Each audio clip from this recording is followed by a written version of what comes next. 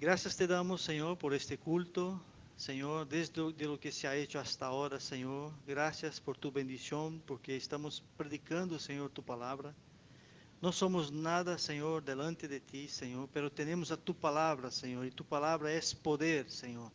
No somos nosotros, no es el predicador, no es la alabanza, Señor, sino que es tu palabra la que transforma vidas, Señor. Tu palabra es poder, Señor. Así que te pido, oh Espíritu Santo de Dios, úsame a mí en esta mañana, insignificante como soy, pero que sea tu palabra, Señor, sea tu palabra la que salga de mi boca y que pueda, Señor, provocar vida en las vidas que están aquí presentes y en las que también van a ser contagiadas, Señor, por medio de tu palabra.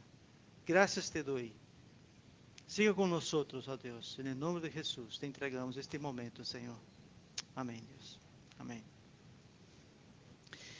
Estamos predicando sobre el libro de Juan.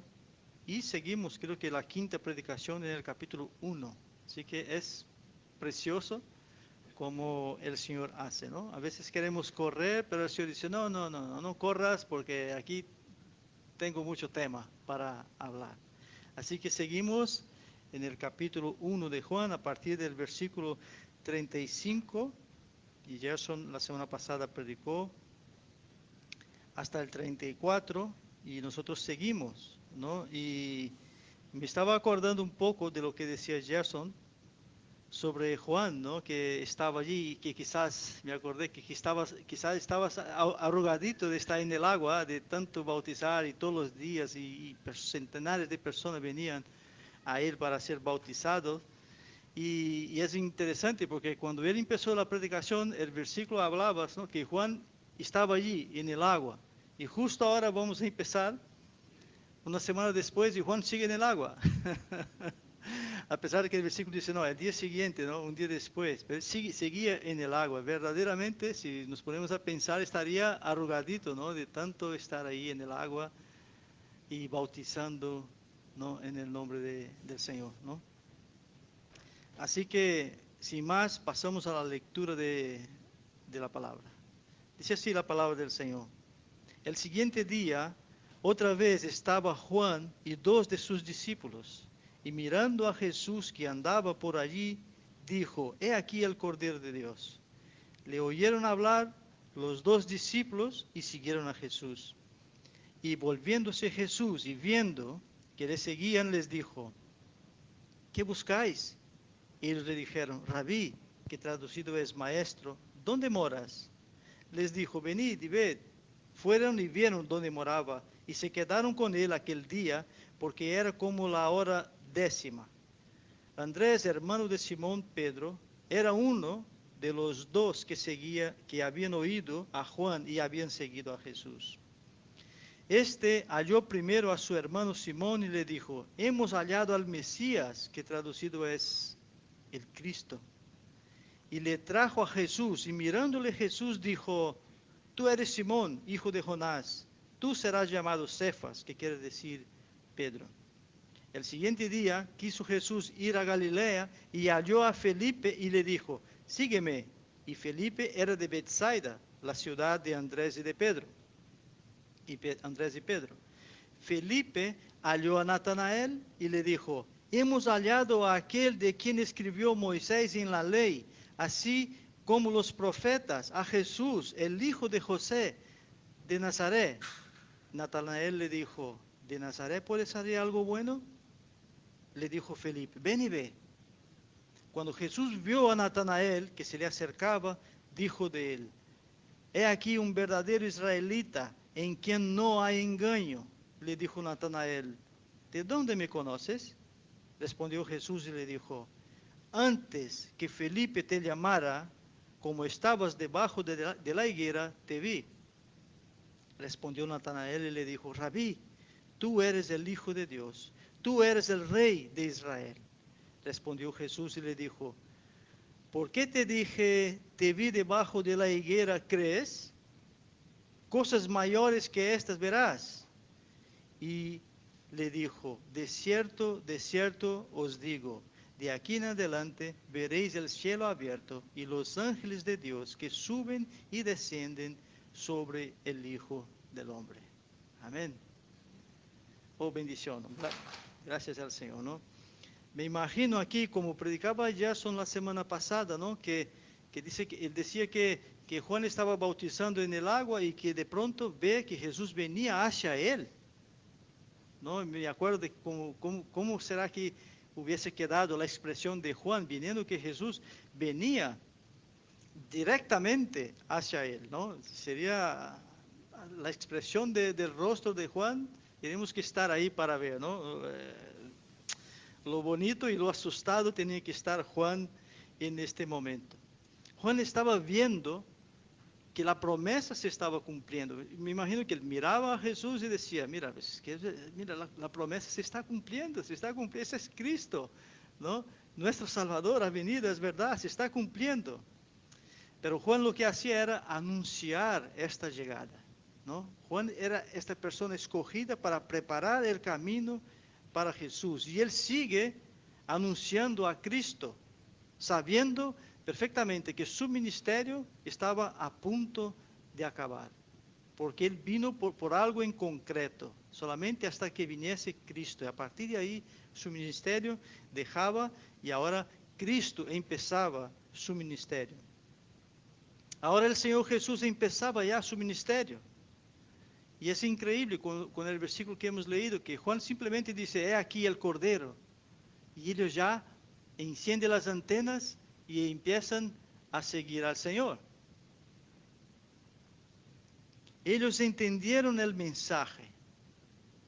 Este es el Cordero. A pesar de que seguían, eran discípulos de Juan, cuando Juan dice, este es el Cordero, ellos ya automáticamente, inmediatamente dejan a Juan y empiezan ya a seguir al Señor. Empiezan a seguir a Cristo, el Cordero de Dios. Ellos entienden desde el comienzo este mensaje.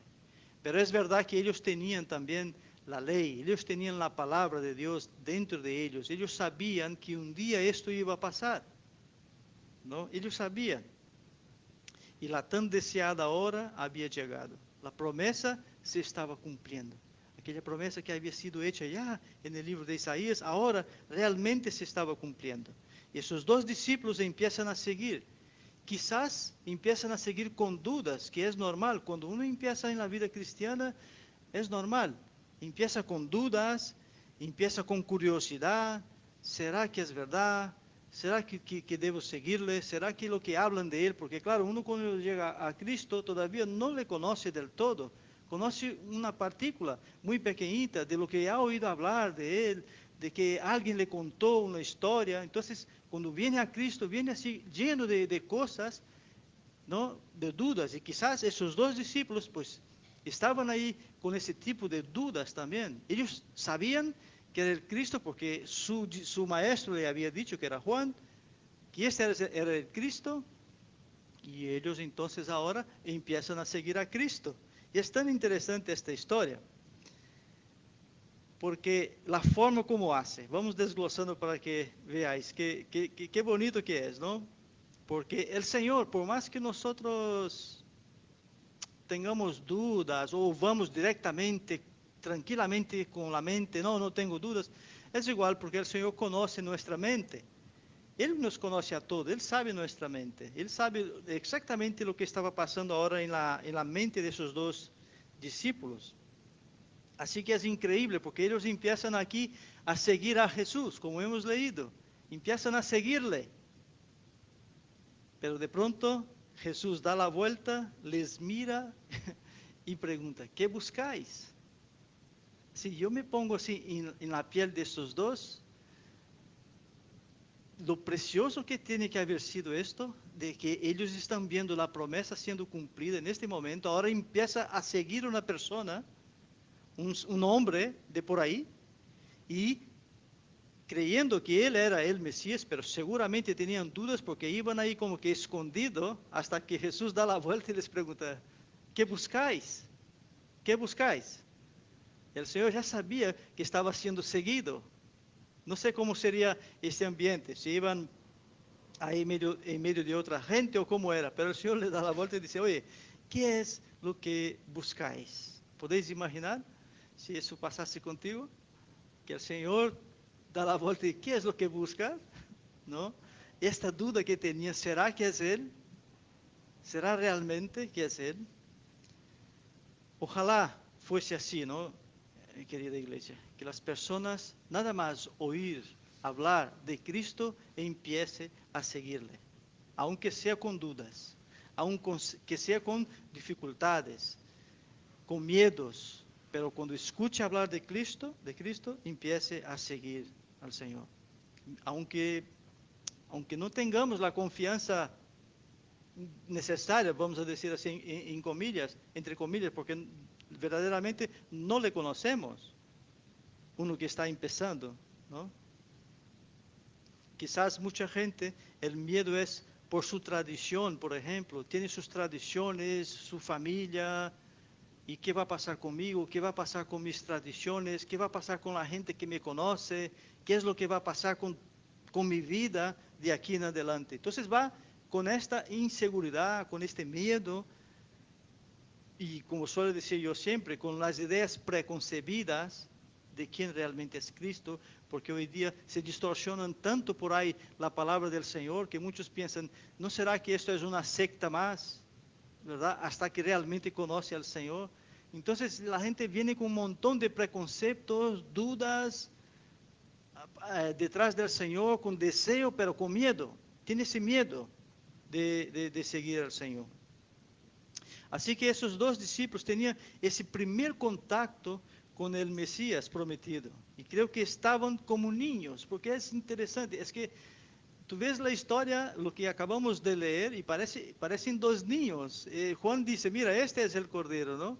Y ellos lo que hacen es, de inmediato, empieza a seguir a Jesús. Me imagino que como que escondiendo a ver dónde iba a entrar, dónde salía, dónde vivía. Pero cuando Jesús les pregunta, ¿qué buscáis? Ellos eh, emiten una pregunta que parece cosa de niño. ¿Dónde moras? ¿No? Yo creo que el susto fue tanto que lo que hace es preguntar, ¿dónde moras? ¿No?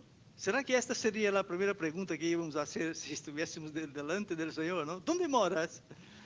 No, yo creo que fue de susto que entonces hicieron esa pregunta. Una pregunta bastante sencilla la que hicieron ellos, pero bastante profunda, porque siempre nosotros nos hacemos la idea y queremos saber cómo es el cielo, dónde vive Dios, dónde vive Jesús, cómo es. Y ellos preguntan, ¿dónde mora? ¿No? Una pregunta que parece ser sencilla realmente, parece ser de niños, pero tiene su profundidad.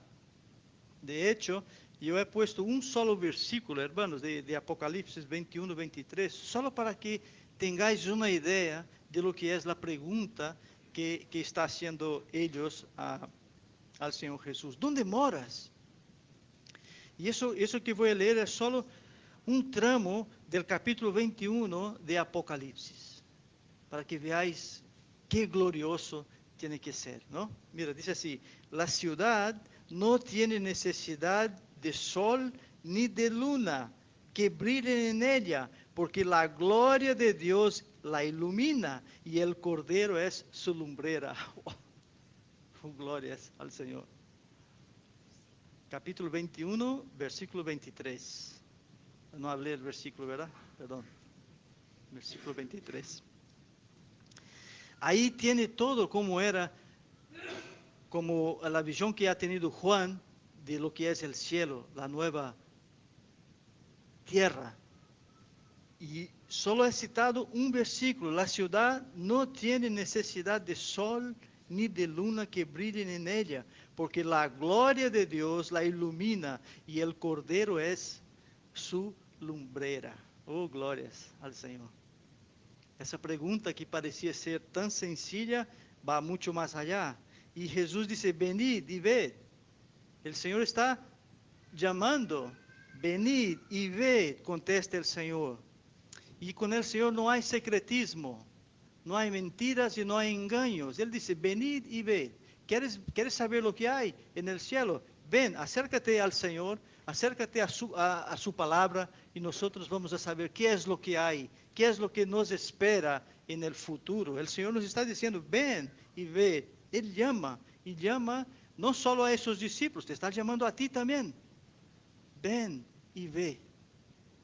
Ven y ve cómo es la morada eterna del Señor, la morada que el Señor tiene preparado para los suyos. Ven y ve, acércate a Él, entrega al Señor tu vida, de verdad, sin preconceptos. Una cosa de tenemos preconcepto cuando no le conocemos, pero una vez que le conocemos, eso todo cae por tierra, ¿no? Tú puedes venir y ver con tus propios ojos, con los ojos de la fe, por medio de la palabra del Señor. Amén. El Señor pregunta, ¿qué buscáis? Yo te pregunto a ti, ¿qué buscas del Señor? ¿No? ¿Qué es lo que buscas? Averigua. ¿Qué es lo que tú realmente estás buscando del Señor? Busca en la palabra e intenta hacer esta pregunta y saber realmente qué es lo que tú estás buscando. Ven y ve, dice el Señor. Y ellos fueron y no solo vieron con sus ojos donde vivía el Señor, sino que pasaron la noche con el Señor. Qué maravilla, ¿eh? Personalmente pasaron ellos ahí la noche con el Señor. ¿Podéis imaginar que ahora la promesa que venía un Mesías, el Salvador, ahora ha llegado y que ahora Él te llama a su propia casa y que tú vas a su casa y pasas la noche con Él? ¿Crees que podías dormir? Nosotros, no sé, yo pienso, ¿esos dos será que durmieron? Yo creo que no han dormido, ¿eh? Yo creo que no, que estuvieron ahí preguntando un montón de cosas al Señor y el Señor hablando con ellos. Tiene que haber sido precioso, como dice Dora, tenemos que hacer una vigilia, eso sería una vigilia, ¿no? Una vigilia, pero con el Señor, ¿no? Es precioso, hermano, cuando nosotros pasamos tiempo con el Señor.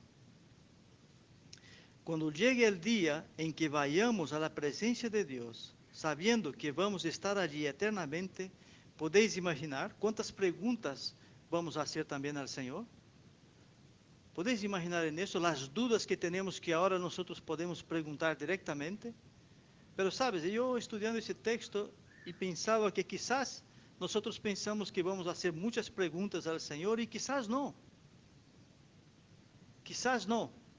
Quizás en este momento vamos a entender todo. Y entonces no hay preguntas porque lo tenemos claro. A veces nosotros pensamos, no, quizás voy a preguntar por qué eso, por qué el otro, pero quizás el Señor va a estar tan claro para nosotros cuando llegamos ahí a su presencia, que quizás no va a hacer falta ninguna pregunta. Todo va a estar aclarado para nosotros. Amén. Ahora bien, hermanos y hermanas, ¿queréis saber si sois realmente cristianos? ¿Queréis saber si realmente hay muchas formas de probar si nosotros somos cristianos o no somos cristianos? Pero una de ellas está en este texto que nosotros estamos estudiando hoy mismo. Y es, para mí, la principal de ellas. Evidencia de que realmente nosotros somos cristianos. Mira, el versículo 40, ahí de donde estamos, 40 y 41, dice así. Andrés, hermano de Simón Pedro, era uno de los dos que habían oído a Juan y habían seguido a Jesús. Este halló primero a su hermano Simón y le dijo, hemos hallado al Mesías, que traducido es el Cristo. Esta es una evidencia de que realmente esa persona ha conocido a Cristo y es un seguidor de Cristo, porque cuando nosotros conocemos a Cristo, el Espíritu Santo viene a vivir en nosotros, nos entra un deseo enorme de hablar de Cristo a otras personas, a las personas sobre todo más cercanas que tenemos. Queremos que ellos también conozcan a Cristo, y esta es una evidencia de que tú eres realmente cristiano. No es esta persona que dice que conoce a Cristo, pero en tu trabajo nadie sabe que tú eres cristiano. tus vecinos tampoco saben que eres cristiano. Y a veces es mejor no saberlo, porque según el testimonio que vas a dar, es mejor no saberlo. Pero una evidencia de que somos cristianos es que nosotros deseamos hablar a lo máximo de personas posible para que conozcan de Cristo. Porque nosotros antes perdidos éramos, antes estábamos perdidos, pero cuando conocemos a Cristo y ahora vemos, el Señor abre nuestra mente y nosotros podemos ver, queremos que otras personas vean lo que nosotros estamos viendo. ¿No es así? Amén. Así que hermanos, ese es un síntoma tiene que estar muy evidente en nuestras vidas, porque entonces no hay que tener dudas, ¿será que realmente yo acepté a Cristo o no acepté a Cristo? No, esa es una evidencia muy grande de que tú realmente estás en el camino correcto. Has aceptado a Cristo y ahora tu deseo es que otras personas también puedan conocer a Cristo y andar en sus caminos. Andrés corre hacia su hermano para decirle, hemos hallado a Cristo.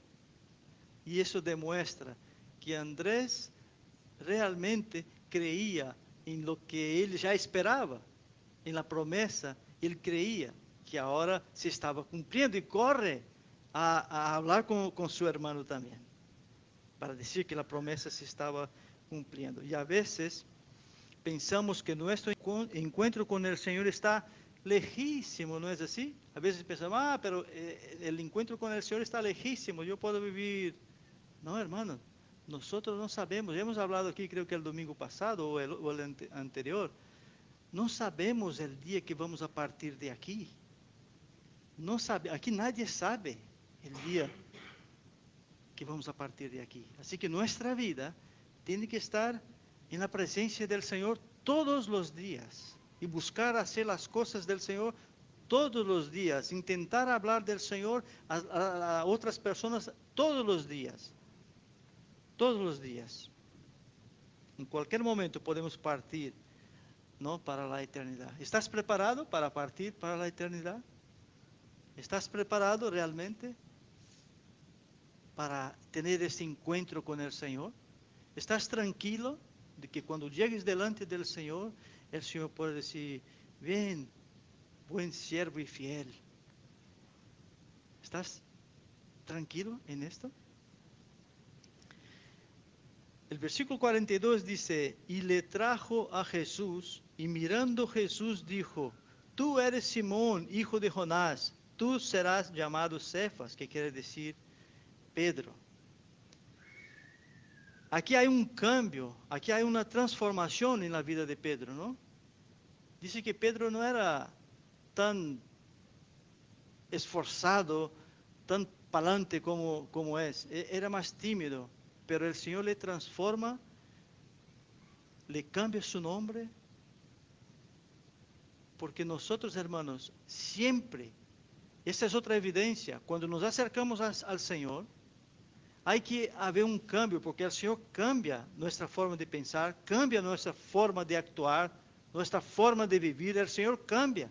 Si tu vida sigue igual de que cuando no conocías a Cristo, es que no ha habido un cambio en tu vida, es que no has conocido al Señor.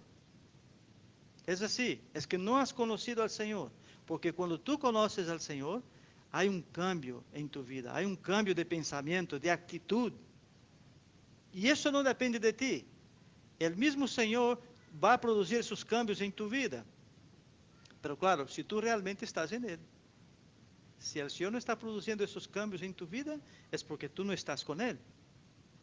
Tú tienes una simpatizante, eres un simpatizante, le gustan las historias de Jesús, parece bonito, pero no ha entendido que Él es tu Salvador, el que ha entregado su vida por ti, para que tú no perezcas eternamente en el infierno. Cualquier persona que se acerca a Cristo pasa a tener una nueva vida. La fuerza ya no viene de uno mismo, ya viene de Cristo. Simón era de carácter débil, pero el Señor cambia su vida. Y él pasa a llamar ahora Pedro, que significa roca, roca fuerte. ¿no? Pero a veces este cambio, como nosotros sabemos un poco la historia de Pedro, de hecho, y conocemos a muchos cristianos que cuando se acercan al Señor, él tiene un cambio tan ¡pum! Explosivo que él empieza, fue un cambio tan fuerte que su transformación es, incluso su paciencia va para los suelos porque él quiere que todos los demás sean como él. Ese cambio radical, ¡wow! ¿No? Y igual, y a veces tenemos que frenarle un poco y decir, tranquilo, el Señor va a hacer el cambio poco a poco, como Él quiere. Y si Él quiere hacer el cambio radical así, ¡flaf! En este momento lo va a hacer. Y si no, va a tardar un tiempo más. ¿No? Con Pedro pasaba, Pedro era súper impulsivo, y él era todo, era ¡pum! ¿No? Y a veces pasa con los que aceptan a Cristo así de un principio y wow, es que mira el tiempo que yo he perdido y no quiere que las demás personas pierdan ya ni un minuto de su vida, ¿no? Y están ahí y hay que tener ese control. Pero ¿quién va a dar ese control? Es el Espíritu Santo de Dios, que va transformando su vida gradualmente, poco a poco, y él empieza a entender, oye, es verdad, no, no es porque Dios me ha cambiado así radical que los demás también van a ser cambiados radicalmente, ¿no? Hay que tener paciencia, y el Señor va trabajando, y el Señor trabaja, cuando nos entregamos en las manos del Señor, el Señor trabaja nuestro carácter, amén. Así que este cambio no depende de ti, tenéis que estar tranquilos, porque no depende de ti. Es el Señor que te va cambiando gradualmente, por medio de la palabra, por medio de la asistencia a la iglesia, por medio de las predicaciones. Es solo por el oír la palabra de Dios que va a producir ese cambio en nosotros. Así que Jesús empieza a llamar y a formar sus discípulos. A algunos los llaman directamente, como hemos leído en el texto. A algunos, los que han sido llamados, llaman a otros, ¿no? Pero lo más interesante es que ellos sabían a quién esperaban. Y eso era lo más interesante de estos hombres, porque ellos sabían a quién esperaban. Ellos conocían las profecías. Mira, Felipe cuando llama a Natanael, le explica que había encontrado a Jesús, aquel quien había escrito Moisés en la ley. Entonces vamos a Génesis 22, 7. Fíjate a dónde tenemos que ir. Al comienzo del todo. Vamos a Génesis 22, 7. Y ahí dice, entonces habló Isaac cuando Abraham iba a sacrificar, ¿no?, a su único hijo, a Isaac. Mira lo que dice aquí. Entonces habló Isaac a Abraham su padre y dijo, Padre mío. Y él respondió, heme aquí, hijo mío. Y él dijo, he aquí el fuego, he aquí la leña, mas ¿dónde está el cordero para el holocausto? Pregunta Isaac. Y respondió a Abraham, Dios se proveerá del cordero para el holocausto, hijo mío. E iban juntos. Oh, glorias al Señor. Este sacrificio ya apuntaba a Cristo. Cuando Abraham dice, Dios se proveerá de cordero para el holocausto, hijo mío. Ya estaba hablando de este momento, que el Señor iba a proveer el cordero, el que iba a quitar el pecado del mundo de una vez por todas, ¿no? Y ahora hemos tenido que remontar a Génesis para saber de dónde había sacado la información estos discípulos. Ellos sabían, ellos confiaban en la palabra del Señor. También Jesús dijo ahí en el versículo 46 que tenéis ahí abierto, porque si creyeseis, es Juan 5, 46. Fijaos lo que dice ahí también Jesús. Porque si creyeseis a Moisés, me creeríais a mí, porque de mí escribió él. Jesús está hablando de que Moisés había escrito y ellos tenían la ley. Así que ellos estaban esperando ese día prometido, ¿no? Esta es la convicción, hermanos y hermanas, que debemos de tener. Felipe estaba seguro, a pesar de la oposición de Natanael, que hemos leído. Felipe hablaba de Cristo, pero Natanael decía, ¿cómo puede que de Nazaret, esa ciudad pequeñita e insignificante, cómo puede de Nazaret salir de ahí algo bueno? ¿Cómo puede ser que de este pueblo tan pequeñito puede salir ahí el Salvador del mundo? ¿No? Natanael, como se creía aquí el erudito, el estudiado, ¿no? Sale con esta. ¿Cómo puede ser de Nazaret? ¿Cómo puede ser salir de ahí algo así tan grande, de una ciudad tan insignificante? Y a veces, trayendo para nosotros particularmente, ¿no? A veces, ¿cuántas veces escuchamos ese tipo de cosas? ¿No? Pero tú, ese tipo de acusación, pero tú eres hijo de Dios. ¿Quién eres tú? ¿No? Si tú no eres nada. ¿No? A veces escuchamos, porque las personas a veces conectan Dios con tus bienes materiales. Si tú, ¿cómo eres hijo de Dios? Entonces, ¿por qué no tienes un BMW ahí en la puerta? ¿O por qué no vives en la zona más VIP de Yodio? ¿O por qué estás ahí? ¿Por qué trabajas para mí? ¿Por qué estás limpiando mi casa? Si eres hijo de, ¿no? El mundo ve de esta manera, ¿no? Pero nosotros no vemos así. Y Natanael veía así también, pero ¿cómo puede ser que de esta ciudad va a salir algo tan bueno? ¿No? Tenía esta duda. Así que este mismo error comete el mundo. Por no creer en el Señor o por ver, por criticar que estamos en una iglesia debajo de un edificio, por decir que nosotros somos tan pequeñitos, eso, ¿cómo puede ser? ¿Verdad? Hemos escuchado eso muchas veces, ese preconcepto, ¿no? Y Natanael, pues pensaba eso también. ¿Cómo puede ser que de Yodio pueda haber una iglesia que predique la verdad? ¿No es así? ¿Cómo puede ser que de aquella familia sale un predicador tan bueno? ¿No? El ser humano tiene esa tendencia y Natanael tenía aquí esta crítica en el principio. Y ese mismo error comete el mundo. ¿Cómo puede ser que de un hombre sencillo, el Mesías es el Cordero prometido? ¿Cómo puede ser? Hijo de José, un carpintero. ¿Cómo puede ser que de ahí iba a salir? Es que es difícil, ¿verdad? Como mente humana entender esto, ¿verdad? Es difícil. Pero entonces, ¿sabes qué pasa?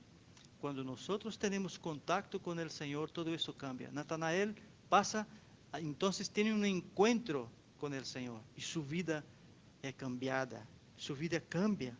Cuando Natanael encuentra con el Señor, el versículo 47, a partir del 47, vamos a leer para que veáis, dice, cuando Jesús vio a Natanael que se le acercaba, dijo de él, he aquí un verdadero israelita en quien no hay engaño.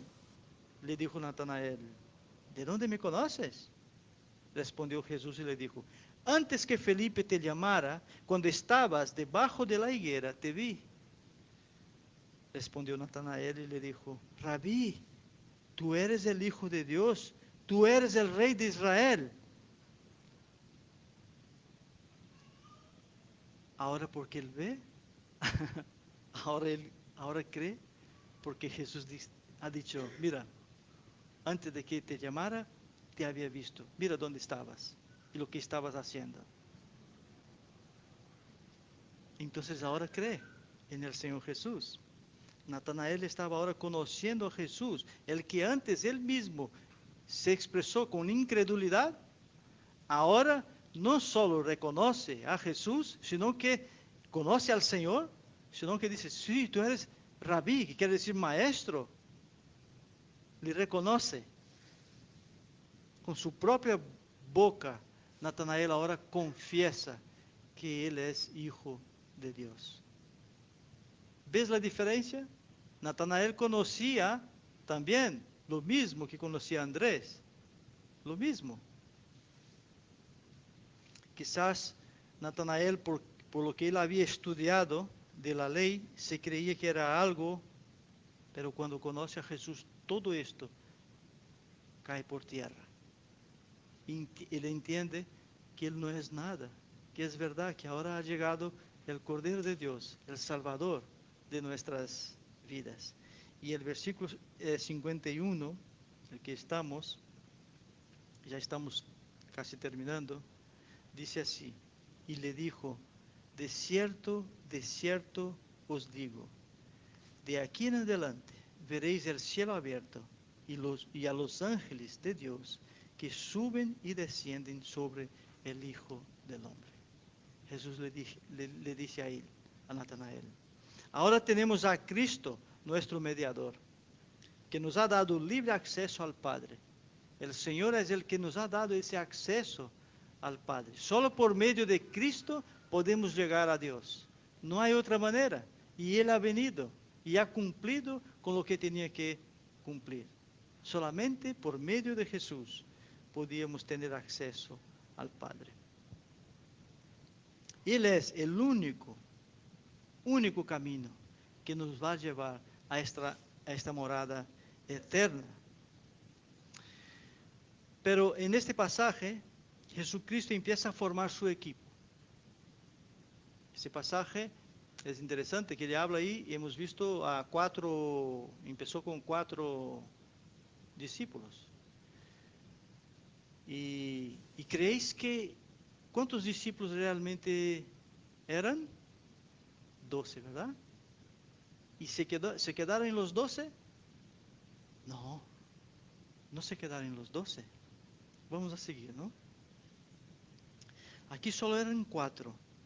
Vamos a leer aquí un poco el versículo 40 que tenemos ahí. Andrés, hermano de Simón Pedro, era uno de los 2 que habían oído a Juan y habían seguido a Jesús, y era el comienzo de la multitud que vendría después. Era el comienzo de la multitud que vendría después. Pero aquí, él dice, Andrés, hermano de Simón Pedro, era uno de los 2 que habían oído a Juan. Solo aquí ya vemos que hay ya vemos que hay un discípulo más, ¿verdad? Porque se dice en los textos, en los versículos que hemos leído, mira, cuando él dice, este halló primero a su hermano Simón y le dijo, hemos hallado al Mesías, que traducido es Cristo, y le trajo a Jesús, y mirando a Jesús dijo, tú eres Simón. Y el siguiente día quiso Jesús ir a Galilea, halló a Felipe y le dijo, sígueme. Y Felipe era de Betsaida, de la ciudad de Andrés y Pedro. Felipe halló a Natanael y le dijo, hemos hallado a aquel a quien escribió. O sea, hasta aquí 4, pero había uno otro, ¿verdad? Había uno otro que no está, tu nombre no está aquí, pero se supone, según los teólogos, los estudiosos, que era el mismo Juan, el discípulo, el apóstol, Juan. Estaba ahí junto en el principio y él empezó también, era uno de los que estaban ahí. Así que el llamado a ser discípulos, ¿vosotros creéis que el llamado a ser discípulos sigue vigente hoy día? Aquí estamos viendo a 4 discípulos y sabemos que son 5, porque cuando empezaron por 2, uno era Andrés y el otro no se sabe quién es, pero él estaba ahí, ¿verdad? ¿Creéis que sigue vigente el llamado a ser discípulos? Claro que sí. Hoy somos millones de discípulos de Jesús, ¿no? Así que Jesús nos llama, nos está llamando hoy también a ser discípulos de Jesús. Y hermanos, me gustaría leer una parábola que está en Mateo para escenificar un poco de lo que nosotros estamos hablando, de ser discípulos de Jesús, de que ahora Jesús empieza llamando a estos cuatro, pero hay un quinto y que esto va hasta que nosotros nos muramos, va a haber nuevos discípulos de Jesús, ¿no? Pero me gustaría leer Mateo 25, esa parábola de los talentos, a partir del versículo 14, que dice así. Solo un momento.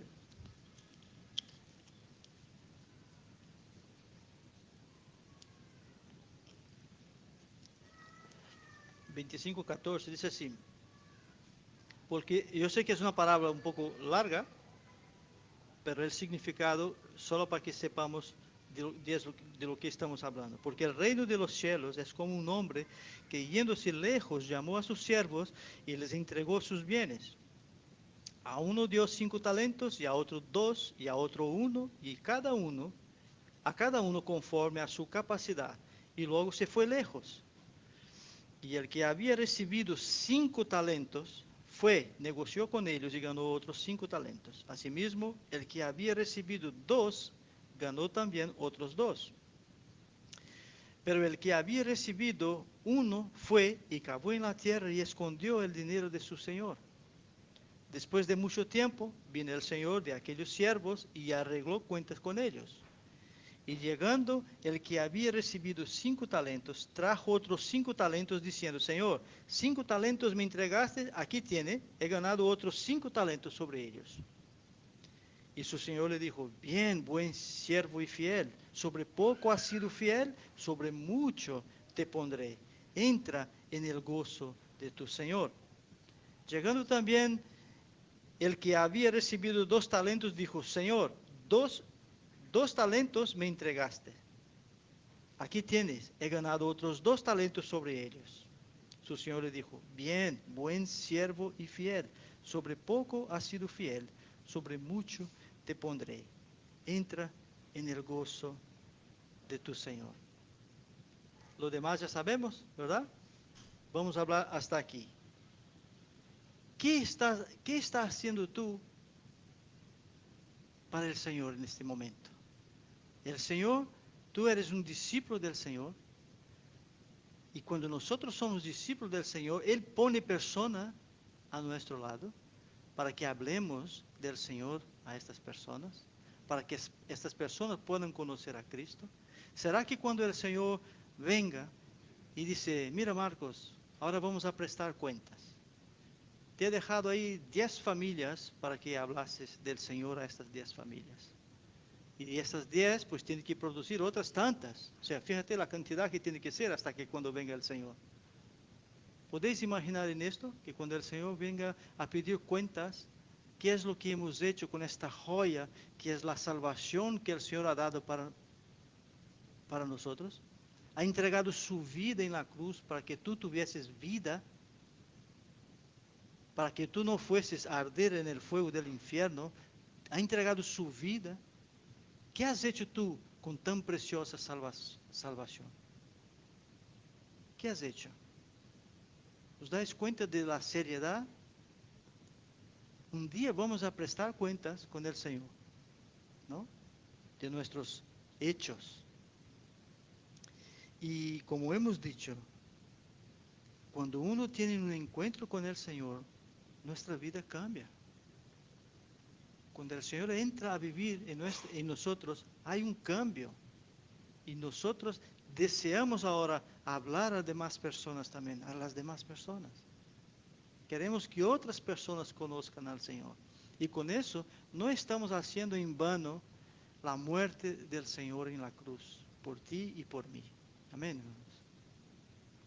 Señor, te damos gracias, Dios, por tu palabra, Señor. Gracias por tu iglesia, gracias por este culto, Señor. Y gracias, Señor, por tu palabra, Dios. Tú eres un Dios fiel. Los discípulos han podido testificar, Señor, que las profecías se habían cumplido, Señor. Se han cumplido ya, Señor. Y ahora nosotros tenemos esa seguridad. Se ha cumplido. Ya has venido, Señor. Has entregado tu vida en la cruz por nosotros, oh Dios. Y ahora estamos, oh Dios, deseosos y esperando su segunda venida, Señor. Ayúdanos en esta caminata que tenemos aquí en esta tierra, Señor. Ayúdanos a ser buenos mayordomos de tan preciosa salvación que tú nos has regalado, Señor. No por méritos nuestros, Señor, porque no somos nada delante de ti. Por pura gracia, Señor, por pura misericordia, Señor, has entregado tu vida, Señor. Ayúdanos a no a menospreciar, Señor, tamanha bendición para nuestras vidas. Gracias te damos, en el nombre de Jesús. Amén, Señor.